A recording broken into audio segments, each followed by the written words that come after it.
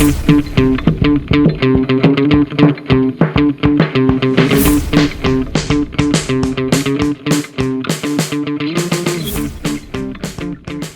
байцгаана уу? Японы тасгийн Японы багш Мөхтэй байна. Та бүхэнд өнөөдөр танилцуулах байгаа ном бол Shigoto no Nihongo.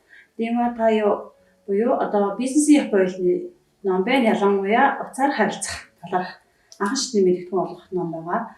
Энэ ном нь болохоор дотроо 35 хичээлтэй, нэг хичээлд 30 минут төлөвлөгдсөн байгаа юм байна. Энд юу сурах вэ гэм бол уцаар ярихад юуг анхаарах вэ? Ямар үг хэллэг ашиглах вэ гэх энэ одоо үг хэллэгийг эзэмших ном байна. За энэ номыг танилцуулах болсон шалтгаан бол 2010 онд Мэргэжлийн коллежийн нарийн бичгийн ангийн хүүхдүүд заасан байгаа. Одоо уцаа авахдаа хэрхэн ямар үг хэллэг хэрэглэх вэ? Харилцагч хүнтэй холбоход ямар үг хэллэг хэрэглэх вэ? Мөн уцаа таслахдаа бас юу хэлэх вэ юм бэ? Гэх мэтийн үг хэллэгийг бол яг энэ номноос ашиглаж заажсан байгаа.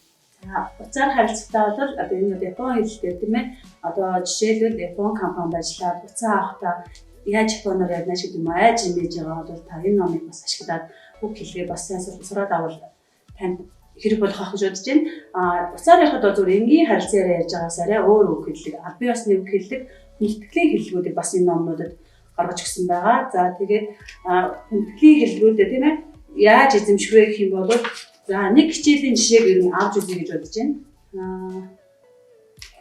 Жишээлбэл нэг хичээлийн бүртгэц ямар хөө байдаг гэх юм бол хамгийн ихэнд жишээлбэл утсан дээр уцаа авахдаа өөрийн нэрээ хэлж авах юм уу, компани нэрээ хэлж авах юм уу, яаж уцаа авах вэ гэдэг энэ гол үг хэллэгийг оруулж гисэн. Дараад нь болохоор үгийн сан байгаа. Үгийн сангаа шалгана. Яг одоо байгаа өөрийн мэдлэгээ шалгана.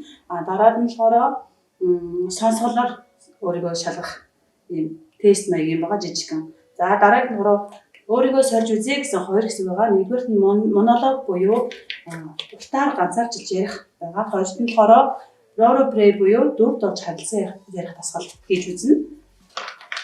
За тэгээд хойноор энэ дасгал шалгалтын материалуудын хариу, сонсголын хариу гэх мэт иймэрхүү бүтцтэй байгаа.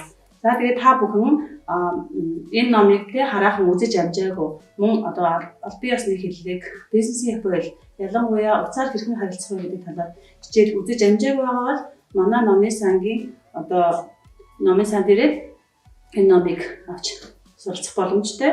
За номны код нь болохоор 810 11 гэсэн юм кодтой ном байна. Тэгээд та бүхэн энэ номыг одоо өөрийн гарын авлагтай сурах бичиг болгоод хэрэглээд үзээрэй. Танд одоо өөрийгөө зөв сурно гэж найдаж байна. Та бүхэнд баярлалаа.